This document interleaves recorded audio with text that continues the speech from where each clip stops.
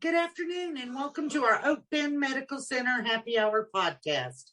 My name is Donna and I am your host.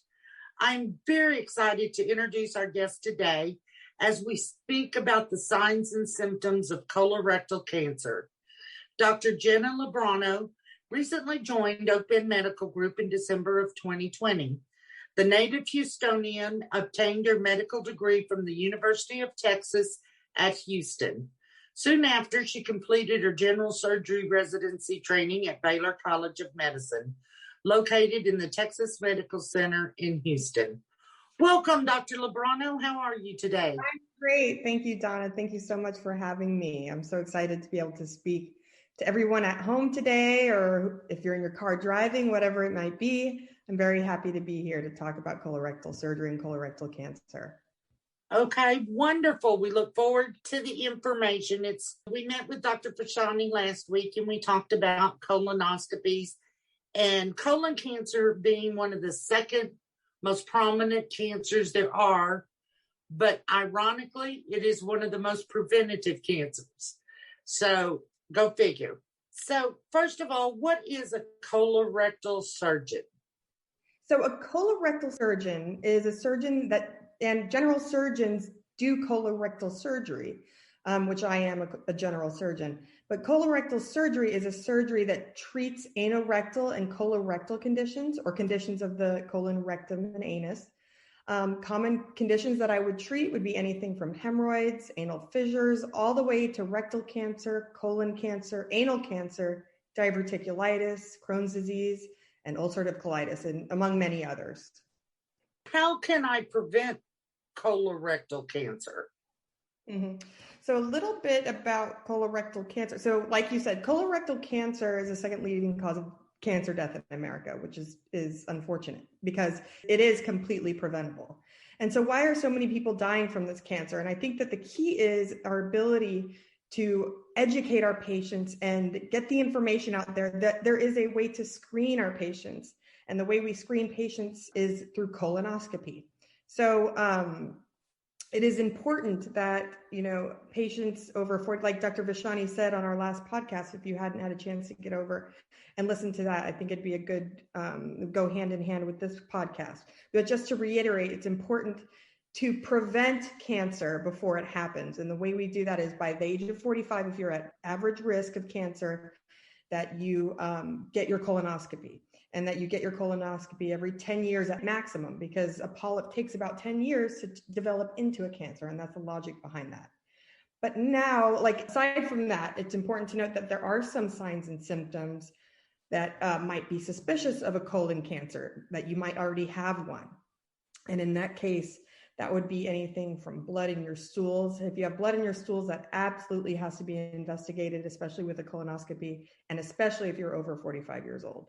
Any unexplained weight loss, severe constipation that you never had before, a change in bowel habits. Sometimes you might even see a change in the caliber of your stool, or the thickness of your stool, or the shape of it. Things like that need to be brought up to your doctor, even your primary care doctor, so they can get you over to the right specialist, primarily, gastroenterologist or a surgeon. So someone has been diagnosed with colon cancer. Can the procedure be done laparoscopically? Yes. So that's a very good question, Donna. So in the case that you might happen to have or get diagnosed with colon or rectal cancer, or detected it via colonoscopy or in any other imaging modality, it is very important that you do see a surgeon. And a lot of times your primary care or gastroenterologist will direct you to the surgeon. It is typically an integral part of the treatment of most colorectal cancers is surgical removal alongside of chemotherapy and radiation. Sometimes that surgical removal needs to be done open, but for the most part, it can be done laparoscopically. So absolutely, laparoscopic surgery is an option. So as long as we're not in the setting of any kind of an emergency surgery, like an obstruction or perforation, we can do it with small incisions, with cameras and small tools. This allows you for much quicker recovery and a lot less postoperative pain. That is amazing. It's come a long way over the years. It sure has. And we absolutely offer this kind of surgery at Oak Bend. So we're very happy to treat our patients here. Okay. We had a listener asked us, what is a polypectomy? Sure, that's also a very good question. So a polypectomy is the procedure that is used to remove polyps from the inside of a colon. Okay, a polyp is just an abnormal collection of tissue. The removal is actually done typically via colonoscopy, and that's what your gastroenterologist would do, like our Dr. Vashani talked about in our last podcast.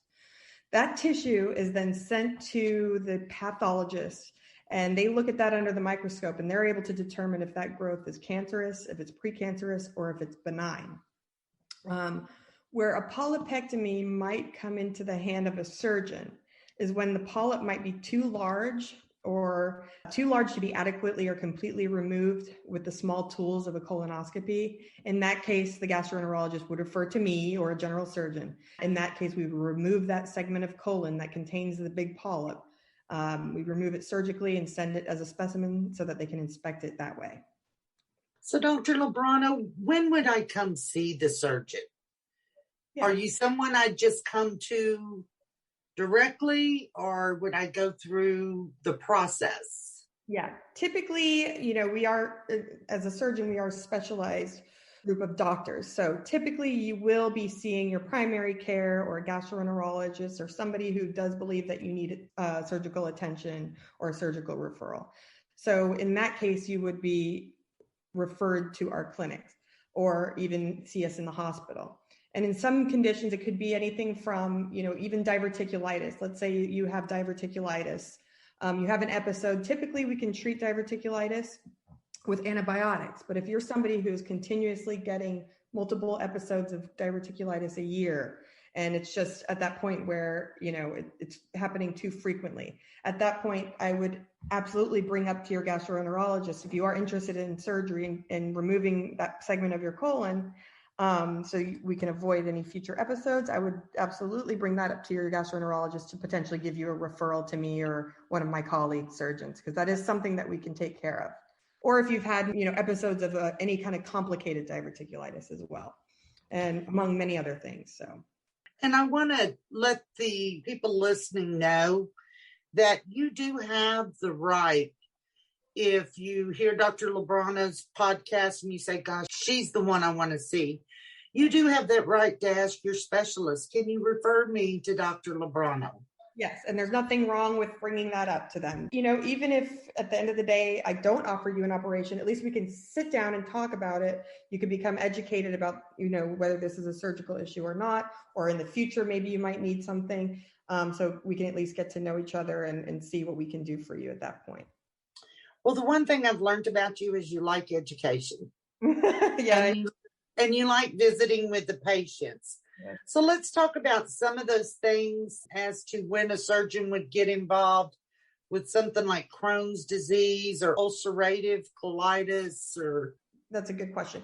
So I do see the Crohn's disease and ulcerative colitis, and unfortunately I see it more often than I'd like to, because these are very difficult diseases to have, and I understand that. But basically what it is irritable bowel diseases encompass both Crohn's disease and ulcerative colitis. They're autoimmune diseases that cause an inflammatory process that affects your small intestine or colon. Most cases of Crohn's disease or ulcerative colitis can be treated and managed with medications only. There are, however, situations where one might need a surgeon, and this is the case in patients who experience, of course, any emergency type situation such as hemorrhaging or bleeding. In that case, usually you're presented in the hospital for this emergency, and they'd call me and I would do an emergency surgery on you. But there's also other situations where surgery is warranted in the less emergent situation. And that's for somebody who is having severe symptoms despite having exhausted all their medical options. So they're continuously having diarrhea and pain or fistulas or anything like that. And at that point, the medicines have stopped working. Your primary doctors have done everything they could. Then they can send to me to do a resection if that would benefit you. So we've talked about some pretty serious issues that you take care of. Mm-hmm. But let's talk about some other things that are serious if you're going through them, and when to seek care and how you do it. And I've had a lot of people talk about gallbladders. Sure. So gallbladders, and actually the majority of my practice, especially in the inpatient setting or hospital setting, is gallbladders, that and the appendixes. But a lot of those patients are coming in with an infection of their gallbladder. But sometimes you can have a gallbladder that has stones in it that is causing pain without infection. In that case, it's not an emergency, but you're experiencing every time you eat something, about 30 minutes after you eat, you experience this right upper quadrant abdominal pain. It's nagging, and then it goes away. And then you eat another fatty meal, and it comes and it goes away. And I see patients suffering because they've gone years thinking that, oh, it's just heartburn, or, oh, it's just this and it's just that. But if they actually get their imaging done, they have gallstones, and this is causing a problem for them chronically, pain after they eat. So in that case, that is an indication to do an outpatient operation, remove your gallbladder, and you won't have to suffer through, your days anymore. So if you have gallstones, if Mhm. someone gets imaging and finds out they have gallstones, they don't ever go away, or do they? Right. They don't. So having gallstones is not necessarily, so I could be sitting here right now with gallstones and I don't even know it. A lot of people have them and they actually don't cause any problems for the patient. Just because you have gallstones doesn't mean it's going to cause a problem. And you'll see sometimes they'll get a CAT scan for something else, and then they happen to find gallstones. In that case, it's not necessary to undergo a big operation like that to address it. But only in the case that these stones actually cause symptoms for you, like I said, the pain after eating, that's when, yes, it's absolutely indicated, or if it causes an infection, that's absolutely indicated to have an operation. The stones do not go away. So the only way to treat it is to surgically remove the gallbladder. Okay. Interesting. And then we go to appendicitis, appendectomies. What should we look for? Is it common in older age? Is there any scenario where you just feel like you have a stomach ache or whatever? Yeah. So appendicitis has a very typical presentation. First of all, typically we see that in the younger community, especially young boys, but I do see it in adults quite often, actually, and even elderly patients. So it happens randomly and it can happen to anybody. But the symptoms to look out for this is you would start, typically patients complain of nausea and vomiting, but they'll start getting this nagging pain around the belly button. And it kind of sits there through the day. You might even experience some fevers, and then all of a sudden it moves all the way down to your right lower quadrant. And at that point, you can barely stand, you're vomiting, you're in pain. You absolutely need to come to the emergency room if you experience that. Because more than likely it is your appendix. I'd come see you in the ER and we would get you scheduled for surgery. And that day or that next morning, you'll have surgery and even go home the same day potentially if it's not a ruptured appendix. I also urge, because this sometimes happens after I do a appendectomy, sometimes, even though I have the follow-up appointment scheduled for the patient, they don't follow up. And it's extremely important, especially in the older community, that if they're getting appendicitis, you come to your follow-up appointment with me, because sometimes, especially in the elderly, if they have appendicitis, there's a small chance of a cancer there. So we want to discuss your pathology results with you. Even though there's no stitches to remove or anything like that, and you're probably recovering just fine, but seeing me in the clinic after surgery is extremely important for the results of your pathology to make sure that appendix was normal, just a normal appendicitis. So what can you say to someone that maybe was in their 50s and had an appendectomy and they weren't told to follow up like that?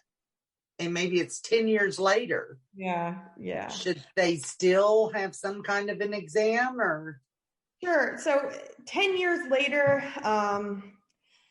so if somebody's presenting 10 years later and they say, I don't know what my appendix looked like, typically that doesn't happen. But when it does, it would be important to seek out who your surgeon was and ask for that pathology report.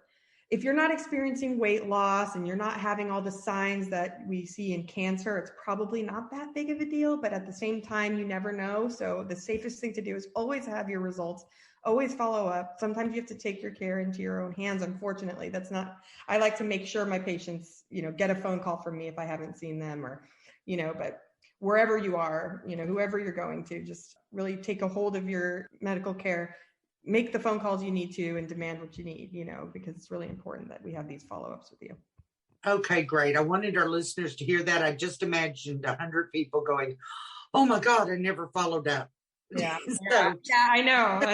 And it happens all the time. But, typically if I do get a report that shows a cancer or something on an appendix, I'll make sure that I reach out to that patient. I can't speak for every physician, but I know that I make sure that I reach out to every patient and make sure that they get those results. So I'm throwing a lot at you today, but I think it's important because appendix, maybe not as much, but gallbladder and even hernias are something that we tend to live with and suffer through. Yeah. And, hernias, you'll hear a lot of, well, if it's not bothering you, don't worry about it. Sure. And then I have heard that you can have some problems inward versus outward. Yeah. And you may not notice it until it's time. So do you want to speak about hernias real quickly? Sure. I'd love to. So hernias are a little bit in a gray zone when it comes to who and when you should get them repaired. And that's probably why, Donna, you've heard so many different things as, whether you should you do it, or if it's not bothering you, leave it alone. And a lot of this is going to be, the judgment call of you and your surgeon to see what's best for you. But essentially, of course, if you have a hernia that you have intestines that are caught up in that hernia and now you're vomiting, and that's an emergency, that has to be repaired. Now, what we're talking about is a hernia in the case where you're not having any emergent issue. And a hernia basically is a defect in the abdominal wall where that tight layer that protects your insides and has a hole in it, and then the skin's covered over top. And that's where you can have issues with the intestine protruding out in and out. But there are situations where it's not emergent and you just have this bulge and it pushes in and out. You can press it and it's not causing you any problems. And if it's not causing you any pain at all either, and it's a decent sized hernia, you actually don't have to have it repaired. Now, if it starts to bother you, if it's causing any pain, yes, at that point we would say, let's go ahead and repair it. We could put a mesh in there and you'll be a lot more comfortable afterwards. But then there's also the risk of, a patient that comes in with a hernia. Look, doc, it's not really bothering me. I don't it's kind of ugly. It bulges. I haven't had any obstructions or anything, but I'm a little worried that I might have a problem in the future because it is a real risk. If you're sitting with a hernia, you are at risk of developing an obstruction or an incarcerated hernia where the intestines get stuck. That can happen at any time. So that is kind of a risk you're living with if you do allow that hernia to sit there. So in that case, if you feel like the risks, the benefits of doing the surgery outweighs your future risk of having this problem, then I would absolutely be okay, fixing that hernia. But again, this would be something that we would have a conversation about to see what's best for you. And I want to share a personal story because it's very important. I had a hernia that would protrude, and I just put it back in, and it would be a little uncomfortable at times, but we keep putting it back in, and it incarcerated. Yeah. And I should have had it repaired a long time before it incarcerated because the recovery on that was not very nice. Sure. So I advise everybody, because they can be dangerous, to go and at least talk to a surgeon, get a baseline on it. Yeah. You hear of a lot of people, I just have this little hernia. It's always good to have it checked out and make sure. At least have a discussion so that you understand the risk if you do decide not to proceed with surgery, that there is a risk, what that is, what those symptoms are like, and if that risk is worth it to you. And if it's not worth it, then we go proceed and do surgery. It is a very, custom type of situation where I will work that out with you. And I'd be happy to see anybody who has that issue. So I'm going to put you on the spot real quick. In conversations, I do remember that you did your residency, I think, with a very famous physician. Mm-hmm. Tell the audience who you did your residency with. Well, I've done, a lot of famous physicians, actually. One that comes to mind, if I'm not sure if this is who you're thinking of. Well, Dr. DeBakey is the program that I'm in. Unfortunately, he did pass away before I got to be there. So I didn't get to operate with him. But a big one, actually, he just retired, is Dr. Maddox. He's a great mentor. He has been practicing for many, many, many years. And he actually he developed the trauma program at Ben Taub. And you can imagine, if anybody's from Houston, Ben Taub trauma is a big deal. So I got to do operations with him and learn a lot. And, any small traumas that might through here, we might not see many because we're not a big trauma center, but I do know how to manage them. So I learned a lot from him. So I was also told by Little Bird that in your medical school, you also worked with someone that's pretty well known in our area. Do you want to tell us? Sure, I can. I actually got to work with Dr. Red Duke. And it was a joy working with him. I learned a lot from him. And if you don't know who he is, he's a big time trauma surgeon. He actually developed Life Flight, that he invented that. And he, at Memorial Hermann, big trauma guy, and he had TV shows. So I'm sure you've heard of him before, but I got to do some interesting surgeries with him. He showed me some conventional things and very unconventional things. But I had a blast in medical school and residency. I had the best mentors, and including him and Dr. Maddox and several others. So we want to thank you for sharing that with us, because that is really neat. Dr. Red Duke has always been a very big part of this community and very well known with his bedside manner and everything else. So what a great opportunity. Sure was. Awesome. Some of the stories that Dr. Lubrano can tell are very interesting, and she has practiced with the best and currently does. So we're excited to have her on board. What is one thing you want all of us to know about ourselves and caring for ourselves, and how to prevent undue emergencies? Yeah, so of course, listen to your body, but I think, and I did really want to tap onto what Dr. Vishani talked about last podcast, and colorectal cancer. It's a big portion of what I do in my practice, is removing these cancers. But it's key that we try and prevent that from ever happening, because we do have the ability to do that. And the way we do it is with the colonoscopy. So if you're afraid to get a colonoscopy, don't be, because it's not worth it down the line if you end up having a cancer detected.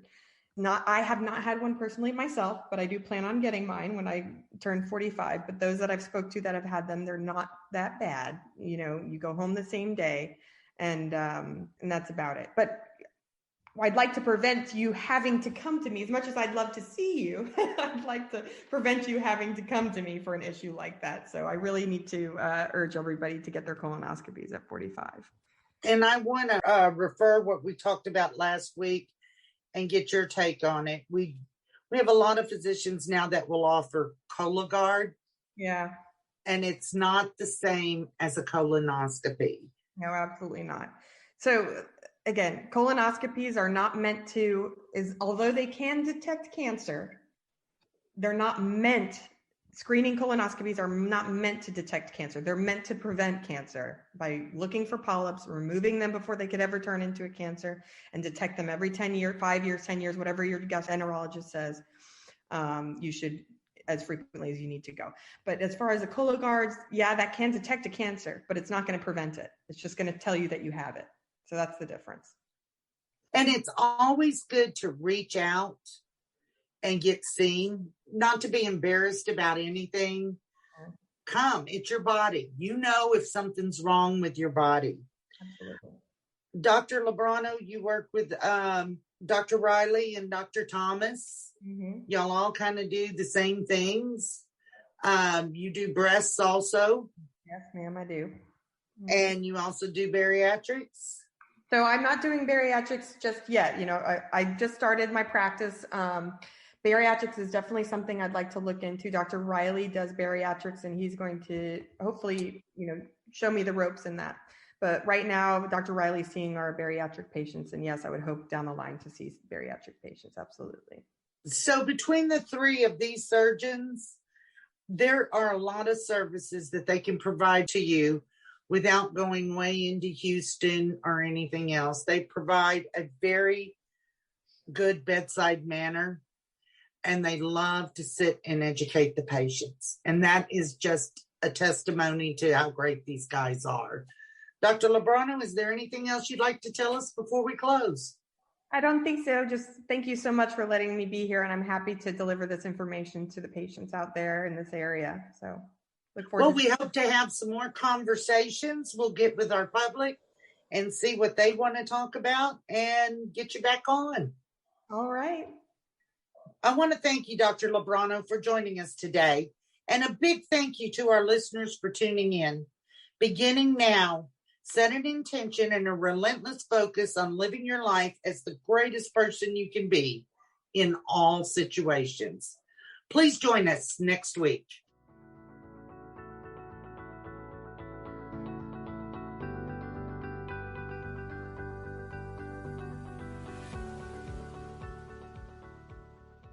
Thank you for joining us today on Oak Bend Medical Center Happy Hour podcast. We hope you enjoyed today's broadcast and invite you to email us at oakbendhappyhourpodcast@obmc.org with any questions or topics that you would like for us to cover. Remember, you can find us here each Friday at 5. Until next week, be mindful and stay healthy.